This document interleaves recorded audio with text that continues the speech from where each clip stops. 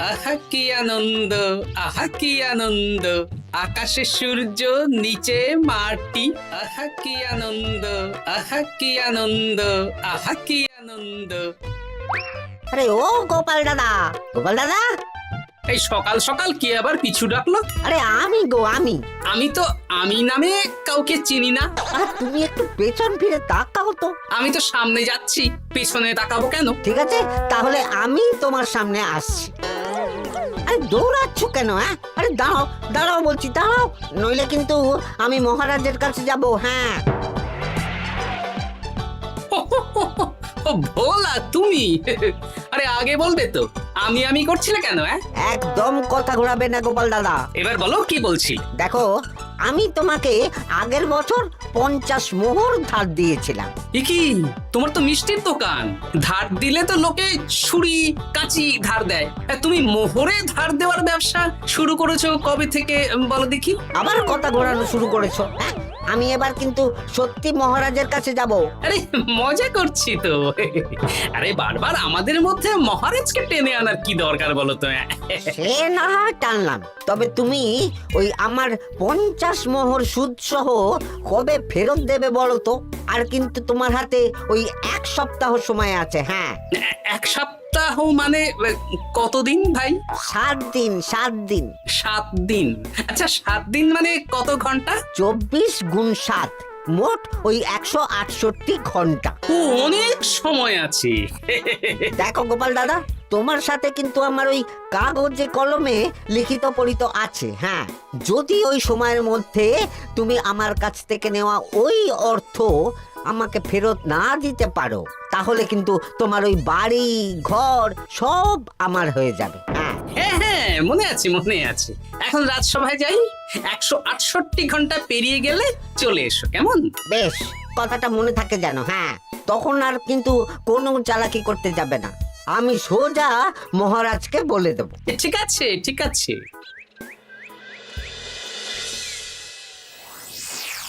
দেখুন মহারাজ, নিজের চোখেই দেখুন, সবাই হাজির, শুধু গোপাল ধা। সত্যি গোপাল ইদানিং আবার দেরি করে আসা শুরু করেছে। ওকে আচ্ছা করে ধোলাই দিন, তাহলেই চলে আসবে। কাজের কাজ তো কিছু করে না, শুধু বসে থাকে, তাতেও এই। যা বলেছেন মন্ত্রী মশাই। আমার মতে গোপালকে রাজসভাতেই বেঁধে রাখুন, তাহলে আর বাড়িতে যেতেও হবে না, আর দেরি করে আসবেও না। রোজ রোজ গোপাল করে রাজসভায় আসতে দেরি, তাই এবার তার পায়ে পড়াতে হবে বেড়ি। এই তো মহারাজ চলে এসেছি। আর বলবেন না, রাস্তায় ভোলা ময়রা চেপে ধরছিল। থাক, আর অজুহাত দিতে হবে না। নেহাত ভাগ্যের জোরে এই রাজসভার চাকরিটা পেয়েছিল। হ্যাঁ, মহারাজ ভালো মানুষ, তাই তোমাকে পুষছেন। আচ্ছা আপনি কি বলতে চাইছেন কি? আমি বলতে চাইছি যে মহারাজ যদি তাড়িয়ে দেন, তাহলে তোমার কি কিছু করে খাওয়ার যোগ্যতা আছে গোপাল? আপনার নিজের যোগ্যতা আছে? আছে বলেই মুখ ফুলিয়ে বলছি। হ্যাঁ, মন্ত্রী এটা একটা ভালো প্রসঙ্গ তুলেছে। আমার রাজসভার সকল সভাসদদের বলছি, যদি কোনো কারণে তোমাদের চাকরি চলে যায়, তাহলে তোমরা কি করবে একবার ভেবে দেখেছো? না মহারাজ, ভাবনাটা আমি সঠিক সময় কাজে লাগাই, ওই অকারণে ভেবে মাথা খারাপ করতে চাই না। হ্যাঁ, আহা, রাজসভার চাকরিটা তো তোমাদের পেশা। এই পেশার বাইরে তোমরা কে কি করতে পারবে? দেখুন মহারাজ, আমি তো ভেবেই দেখেছি যে যদি রাজসভার চাকরি না থাকতো, তাহলে আমি ব্যবসা করতাম। আমি মহারাজ যদি বিজ্ঞানী না হতাম, তাহলে শিক্ষা দান করতাম। আমি তো ছবি আঁকতাম, কলম না থাকলে আমি তুলি ধরবো। আমি কামারশালায় কাজ করতাম। আমার তো ছোটবেলায় মূর্তি বানানোর শখ ছিল, আমি মৃৎশিল্পের কাজ করতাম। কি গোপাল, এবার তুমি বলো। সবাই তো কিছু না কিছু বিকল্প ভাবনা চিন্তা করে রেখেছে। দেখুন মহারাজ, অনেক ভেবে দেখলাম আমার কাজ তো ভাড়ামো, তাই আমি লোক হাসিয়েই পয়সা রোজগার করব। আর বিশেষ কোনো গুণ তো আমার মধ্যে খুঁজে পাচ্ছি না মহারাজ। বেশ, আমি একটা ছোট্ট পরীক্ষা নেব। আজকের পর থেকে আগামী 7 দিন, আর এই 7 দিন তোমরা তোমাদের যা মন চায় সেটা করে রোজগার করবে। আমি তো খেতে ভালোবাসি। তাহলে খাবে। গোপাল হয় মুখ খুলে থাকে, নইলে চোখ বন্ধ করে। ও শুধু দুটো কাজই ভালো করতে পারে। আর সপ্তম দিনের শেষে বিচার হবে কে কত রোজগার করেছে। যার রোজগার সবচেয়ে বেশি হবে তাকে আমি দেব 100 মোহর উপহার। আর মহারাজ, যে সবচেয়ে কম রোজগার করবে তার বেতন থেকে আগামী 10 মাস 10 মোহর করে কাটা হবে। কি রাজি তো? হ্যাঁ, রাজি রাজি। আমি জানি যে গোপাল ফুটো করিও রোজগার করতে পারবে না, তাই গোপালই হারবে। বেশ, আর যদি অন্য কেউ হারে? তাহলে আমি নিজের বেতন থেকে তাকে আগামী 10 মাস 10 মোহর করে দেব। ব্যাস, এবার তোমরা কাজে লেগে পড়ো।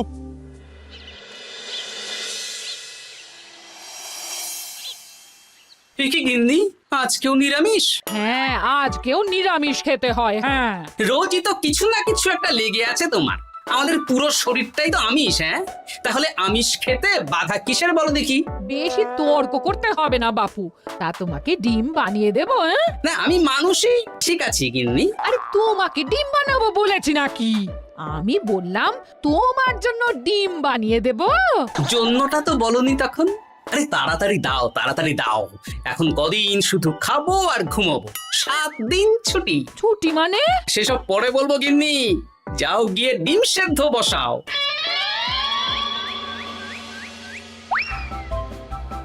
আরে করছোটা কি? বাড়িতে যা মোহর আছে সব তুলে কোথায় নিয়ে যাচ্ছো? আড়ত বাজারে। কেন কেন? তুমি আড়তে গিয়ে কি করবে? আড়তটাই কিনে নেব। কেন? তাহলে খোলা বাজারের সব ব্যবসায়ী আমার কাছে আসতে বাধ্য হবে, আর আমি ভালো মুনাফা রেখে সব বিক্রি করব। এ কি? রাজবাড়ির সুখে চাকরি ছেড়ে দিলে নাকি? না না না, এখন 1 সপ্তাহ ব্যবসা করে মহারাজের কাছে আমার যোগ্যতা প্রমাণ করব। সব পরে বুঝিয়ে বলবো। হ্যাঁ, আমি আপনাকে সব শিখিয়ে দেব। তাহলে ভাই ওই আগামীকাল সকাল থেকে কাজে লেগে পড়বো, কেমন? তাহলে বুঝতে পারলেন তো যে কি করতে হবে? হ্যাঁ হ্যাঁ জমিদার মশাই, কবিতা লেখা যেমন আমার পেশা, তেমনি চিত্রশিল্প আমার নেশা। তাহলে তো আর কোনো চিন্তাই নেই। আশা করি খুব সুন্দর ছবি আঁকবেন। আপনি 1 সপ্তাহ পর এই মন্দির চিনতেই পারবেন না। এই নিন আপনার জন্য 50 মোহর অগ্রিম। মন্দিরের চিত্রকলা শেষ হয়ে গেলে আরো 50 মোহর দেব, ঠিক আছে? বেশ।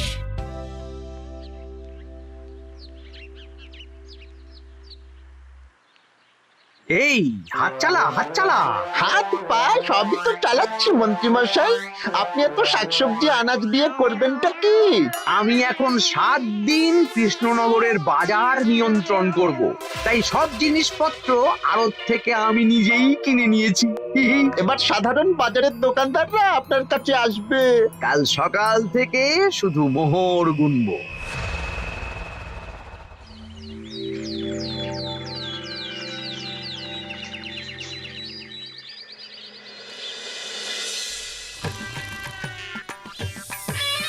আরে এত বেলা হয়ে গেল, আর কত পড়ে পড়ে তুমি ঘুমোবে?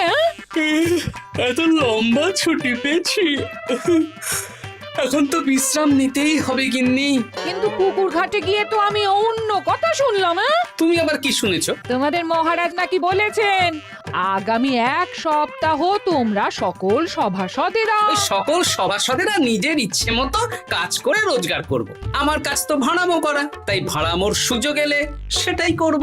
কিন্তু যদি সুযোগ না আসে, তাছাড়া যার রোজগার সবচেয়ে কম হবে তার তো বেতন থেকে 100 মোহর কাটা হবে গো। এই খবর পেয়ে গেছো? বাবা, পুকুর ঘাট না পরনিন্দা পরচর্চা কেন্দ্র?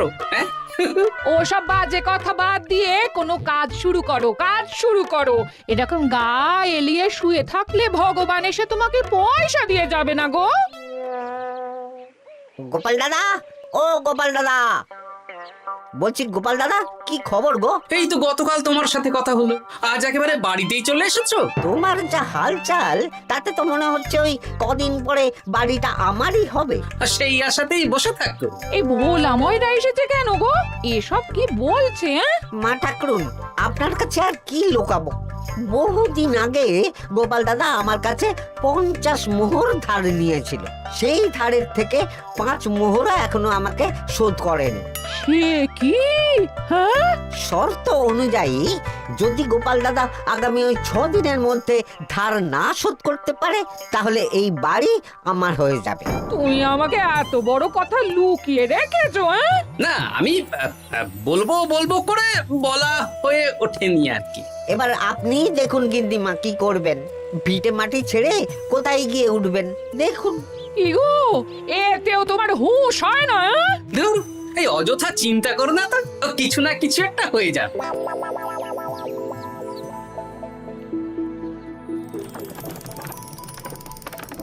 বাহ বাহ বাহ, পণ্ডিত মশাই, আপনি তো এর মধ্যেই কাজ শিখে গেছেন।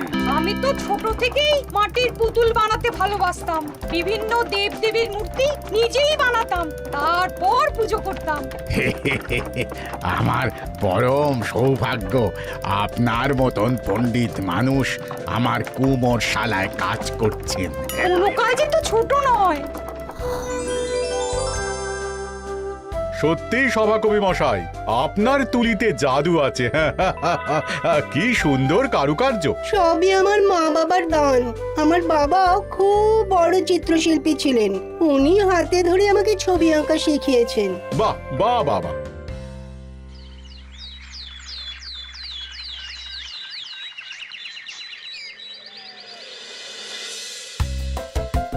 এই যে পুটি, আজকে তো একটা মজার জিনিস শেখাবো। কি জিনিস? নয়ের নামটা তো তোরা পড়েছিস। হ্যাঁ, বল তো। 9 একে 9, 9 দুগুণে 18, 3 9 27, 4 9 36। ঠিক আছে ঠিক আছে, এবার থাম। পুরো মুখস্থ। সে তো বুঝতেই পারছি। এবার মজার জিনিসটা দেখ। 9 কে 9, 9 দুগুণে 18, 18 মানে কি? 1 10 8। হ্যাঁ, এবার 1-এর সাথে 8 যোগ কর, কত হয়? 9 3 9 কত? 27। 2-এর সাথে 7 যোগ করলে কত হয়? 9 36-এর 3-এর সঙ্গে 6 জুড়লে 9। আরে বাস, দারুণ তো। হ্যাঁ হ্যাঁ।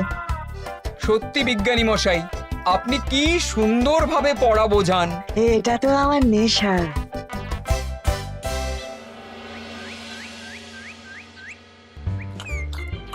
বলছি, তুমি তো দিব্যি বাড়িতে বসেই আছো। হ্যাঁ, কিছুই তো করছো না। সত্যি বলো তো, তুমি ভাড়া মোছাড়া আর কি কিছু করতে পারো? হ্যাঁ, এই আদেশ করতে পারি। গেনি একটু তরকারি দাও তো, জলের ঘটিটা দাও না। যত সব। আচ্ছা, সত্যি তো ভাড় না হলে আমি কি হতাম? আমি কুমোর হতাম। মাটির কাজ শুনেছি খুব সোজা। যাই, কুমোর পাড়া যাই।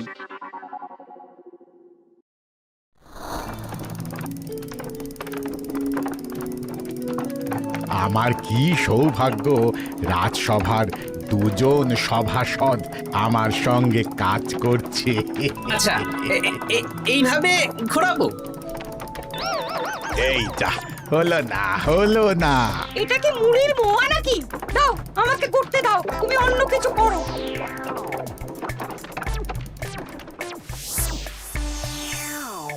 বলো গোপাল দাদা, কি দেবো? মুড়ির মোয়া, তিলের নাড়ু? আমি কিনবো না গো, বানাবো। হ্যাঁ, কি বানাবে? ওই মুড়ির মোয়া। কদিনের জন্য আমার একটা কাজ দরকার, বুঝলে?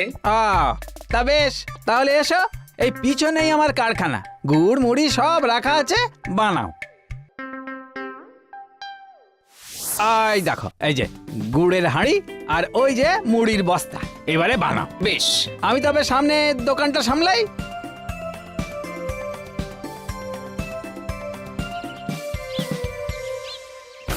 এ কিসের আওয়াজ হলো? আরে আরে আরে, এ কি করলে গোপাল দাদা? আর বলো না, ওই গুড়টা ঢালতে গিয়ে হাঁড়িটা হাত ফসকে পড়ে গেল। এই তুমি যাও তো, তোমাকে কিচ্ছু করতে হবে না, যত সব বিপদ বাড়ানো।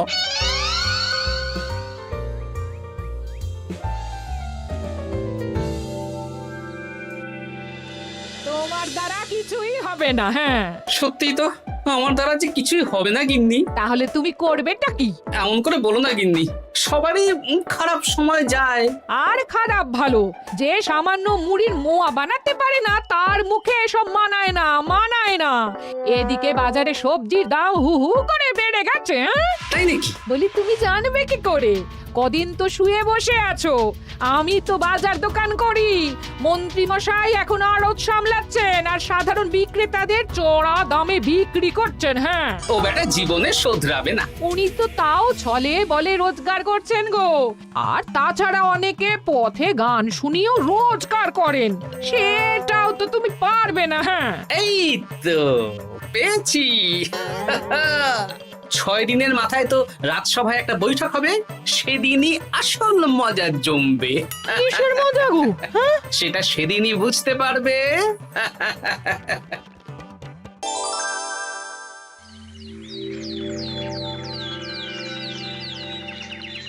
তারপর বলো, আজ তো ষষ্ঠ দিন, আজ অবধি তোমরা কে কত কত রোজগার করেছো? মহারাজ, আমি এখনো অবধি 200 মোহর। বাহ বাহ বাহ!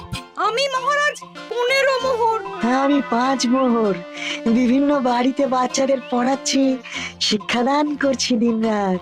সেনাপতি, আমি 10 মোহর পেয়েছি, আরো পাবো।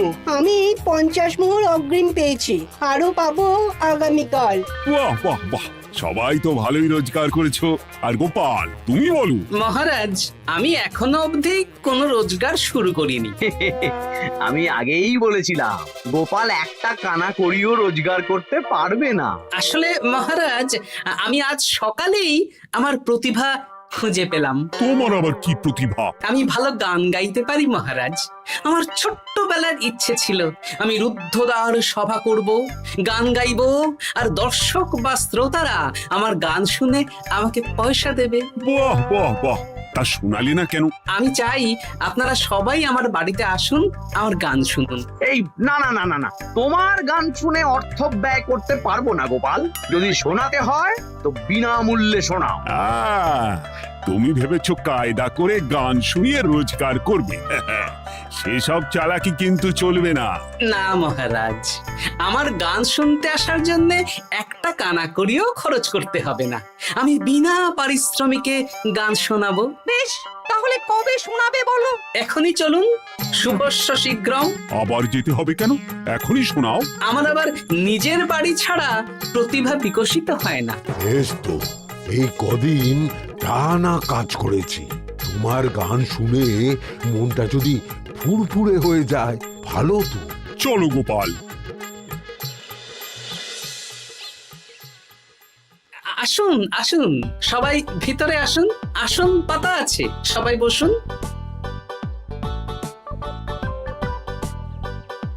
নাও, এবার গান শুরু করো। দাঁড়ান মহারাজ, আমার গান আমি বাইরের লোককে শোনাতে চাই না।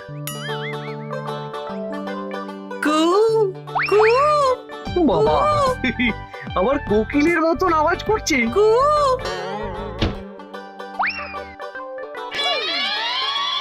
নাও নাও, শুরু করো।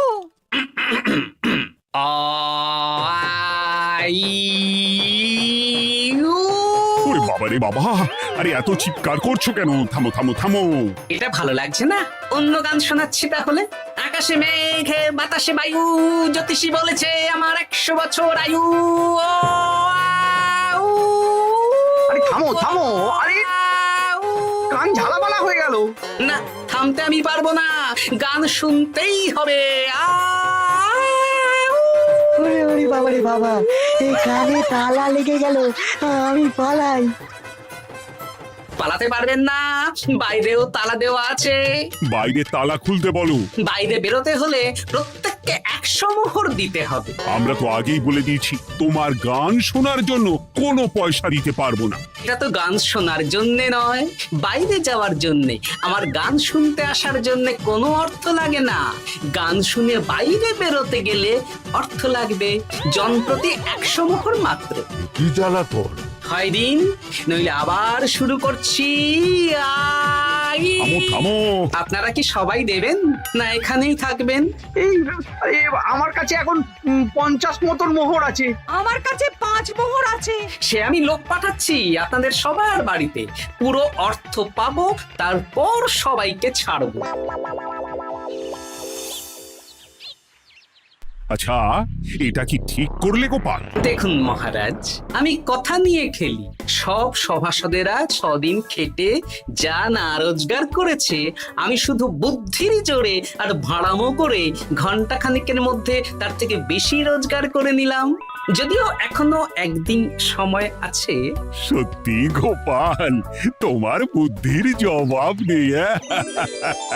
মন্ত্রী মশাই, যে সবচেয়ে কম রোজগার করবে আপনাকে কিন্তু তাকে আগামী 10 মাস 10 মোহর করে দিতে হবে। হ্যাঁ নয় হ্যাঁ, এরকমই তো তুমি মুখ বড় করে বলেছিলে। গিন্নি কই গো, ভোলাকে ডেকে আনো, ওর ধার আজকেই শোধ করে দেব। হ্যাঁ যাচ্ছি। হ্যাঁ, আমরাও যাচ্ছি। গোপাল, কালকে রাজসভায় এসে তোমার পুরস্কারের অর্থটাও নিয়ে যেও। সে তো নিশ্চয়ই।